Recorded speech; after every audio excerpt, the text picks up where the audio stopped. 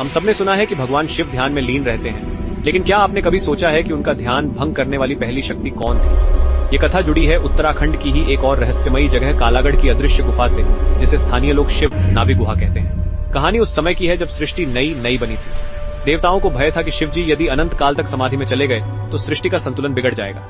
तब ब्रह्मा जी ने सृष्टि की एक विशेष चेतना रचीन पूरी देवी न पूरा देव। ये चेतना केवल शिव को जागृत करने के लिए थी। जब वह चेतना शिव के ध्यान स्थल के पास पहुंची तो उनकी नाभि से एक दिव्य प्रकाश फूटा।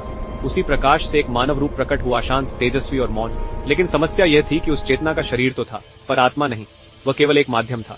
शिव जी ने जब नेत्र खोले तो उन्हें यह आभास हुआ कि यह रूप सृष्टि के नियमों के विरुद्ध है। क्रोध नहीं आया, बल्कि करुणा। उन्होंने अपने त्रिशूल की नोक से उस रूप के मस्तक को अलग कर दिया और बोले, जो आत्मा के बिना जन्मा है उसका शरीर संसार में नहीं रह सकता। लेकिन उस मस्तक को नष्ट भी नहीं किया गया। शिव जी उस कटे हुए मस्तक को लेकर धरती के गर्भ में उतरे। हाँ, समय, दिशा और मृत्यु तीनों निष्क्रिय हो जाते हैं। वहीं उन्होंने उस मस्तक को स्थापित किया शिव नाभि गुहा में। आज भी कहा जाता है कि उस गुफा में एक मानव चेहरे जैसी शिला है, जिसके चारों ओर हमेशा कंपन महसूस होता है। उस शिला के ऊपर प्राकृतिक रूप से एक उल्टा बहता जल धारा है, जो ऊपर नहीं बल्कि नीचे से टपकती है।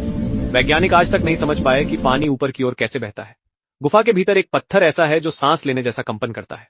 कहते हैं वह नंदी की चेतना है, जो आज भी शिव की ऊर्जा को संतुलित कर रही है। ये गुफा लगभग 85-90 फीट नीचे है। मान्यता है कि यहाँ भी चारों धामों की सूक्ष्म ऊर्जा और वही कोटि नहीं बल्कि प्रकार वाली दिव्य शक्तियां मौजूद हैं। आदित्य, वसु, रुद्र, ऋषि और अश्विनी कुमार। कलयुग में इस स्थान का उल्लेख फिर से नाथ योगियों की एक दुर्लभ पांडुलिपि में मिला था, लेकिन इसे कभी पूर्ण रूप से खोला नहीं गया, क्योंकि कहा जाता है यहाँ पूजा नहीं होती, यहाँ चेतना जागृत होती है। जो व्यक्ति सच्चे भाव से इस स्थान का स्मरण भी कर ले, उसके जीवन में अनजाने ही एक स्थिरता आ जाती है। क्योंकि महादेव जहाँ अपनी कोई शक्ति स्थापित कर दे, वह स्थान मंदिर नहीं रहता, वह स्वयं ऊर्जा का द्वार बन जाता है।